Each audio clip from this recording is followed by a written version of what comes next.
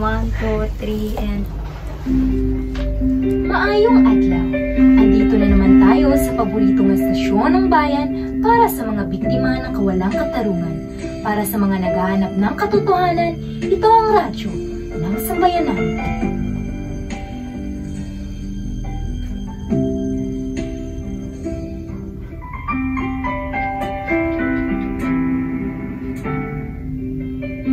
Ako si DJ Shasha at ngayon hatid ko ang kwento ng ating sender na si Ella.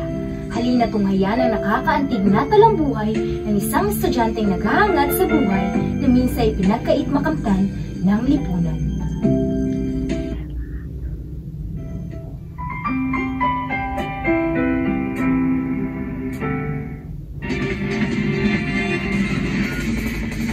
Isang babaeng o bangkay ng babae ang nahukay naman ng mga pulis sa kusina ng isang bahay sa Marilao, Bulacan. Mismong ang lalaking umaming may gawa sa krimen ang nagturo sa mga pulis para makita ang bangkay. Exclusive na Patrol, Francis Folder.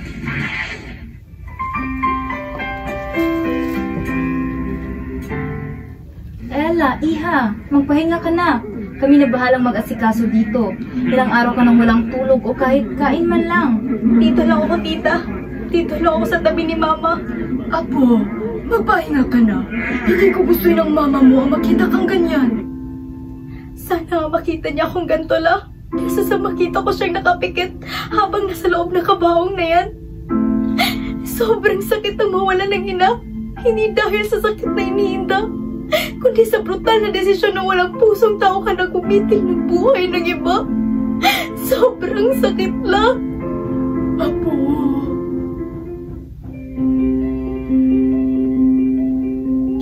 Ako si Ella. Ang pait ng kahapon ay dala-dala ko hanggang ako ay naging 18. Nawalay ako sa piling ng ina nung ako'y 10 pa lang at hanggang ngayon ay palaisipan pa din sa akin kung bakit ang hustisyang dapat na matagal na naming nakamtan ay ipinagkait ng lipunan.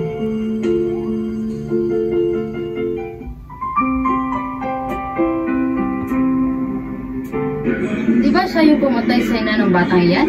Hindi ba siya nakulong? Balita ko ay naiwalang bahala ang kaso sa hindi ko malamang kadahilanan. Naku mare, mayaman yan.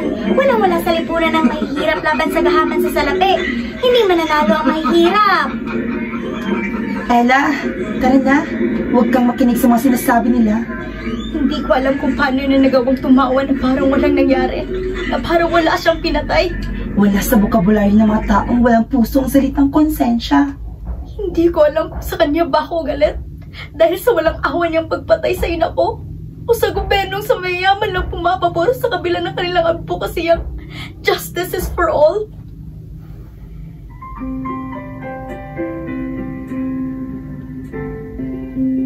DJ, ang makitang masaya ang taong dahilan ng paghihirap ko ay siya ring dahilan ng apoy na siyang lumiliyab sa aking puso.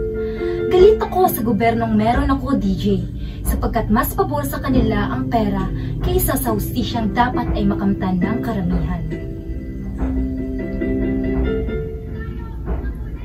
Huwag tayong matakot na ipaglaban ang karapatan ng nasasakdal. Sama-sama tayong lalaban. Katarungan para sa lahat! Marami na talagang kabataan ang nasasangkot sa ganyan. Naku, nako! Panganib lamang sa buhay ang dulot ng pagrarally. Mas mabuti nang tumahimik na lang sapagkat delikado naman ang nakabuntot sa paglaban. Hindi ba tama naman sila na yung pinaglalaban? La? Tita? Anong tama? Delikado lang ang hatid ng ganyan, Ella. Kaya ikaw, huwag kang sumali-sali sa ganyan. Sapagkat pangamba lamang ang ibibigay mo sa amin.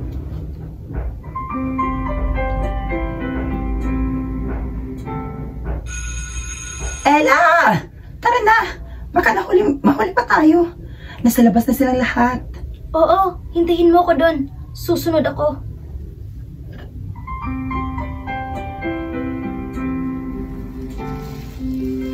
Tama ang iyong iniisip, DJ. Sumali ako sa sikretong organisasyon sa school na naglalayong maibigay ang hustisyang minsan ang ipinagkait. Pero hindi ko alam na sa paglaban sa karapatan ay kaakibat ang dahas at pilit na pagpapatahimik sa katotohanan. Mga pulis kami, umuwi na kayo. Malaking abala lang ang mga ginagawa niyo sa kalsada. Kailan maririnig ang boses ng nasasakupan kung patuloy niyong ipinaggalaban ng gobyernong sakim sa hustisya? Katarungan para sa lahat! Dakpi ng madadakip at pag nanlaban, alam niyo na, utos ng nakakataas.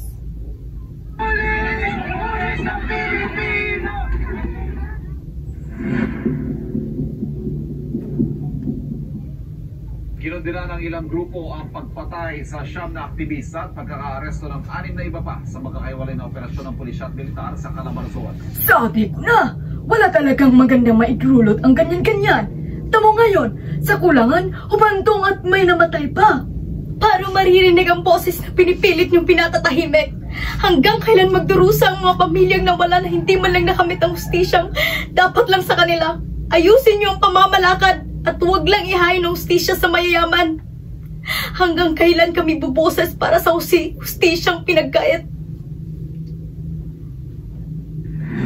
Apo! Kasali ako sa mga nadakip sa araw na iyon, DJ. Halos mapunit ang puso ko sapagkat kahit madami man kami ay parang bingi ang gobyerno sa hinaing namin. Parang wala silang naririnig at parang kasalanan pa namin na di namin piniling tumahimik. Apo, bakit? Ni minsan pa naisip niyo si Mama?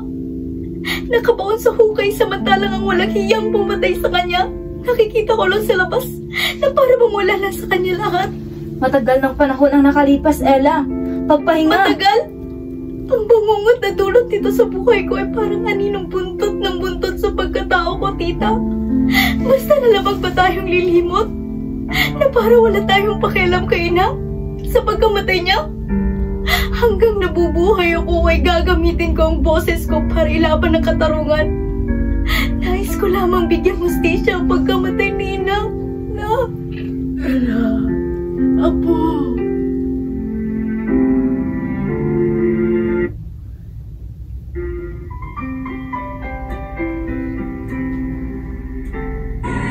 Nakita niyo ba ang viral video ngayon?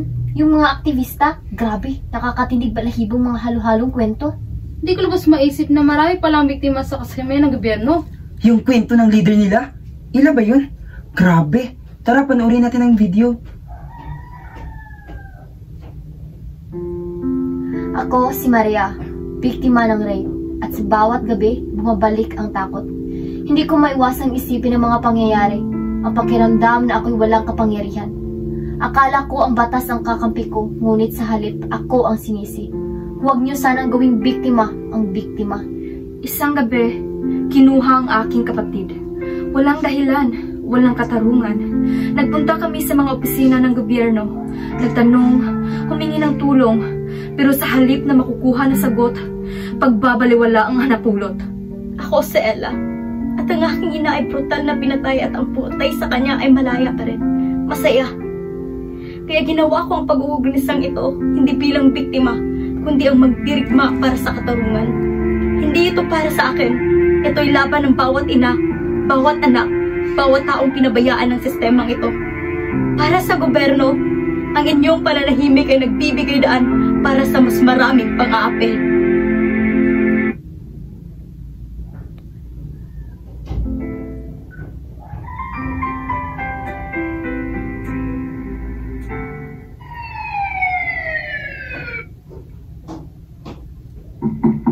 Topo? Ikaw ba si Mr. Gimagiba? Oo, ako nga ho. Bakit? Inimitahan ka namin sa presento sa kasong pagpatay ng isang ina. 8 taon na nakalipas. Ha? Sobrang tagal na nun. Nagbibiro ba kayo? Binuksan ulit ng anak nito ang kaso, kaya sumama ka sa amin sa presento.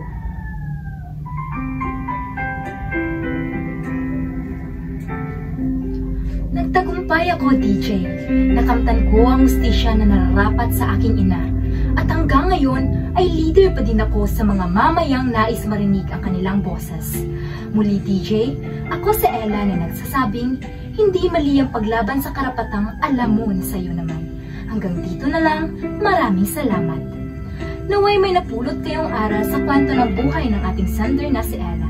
Muli ito si DJ Sheshe sa iyong paboritong estasyon, radyong naghahangan ng katotohanan, radyo ng sambayanan.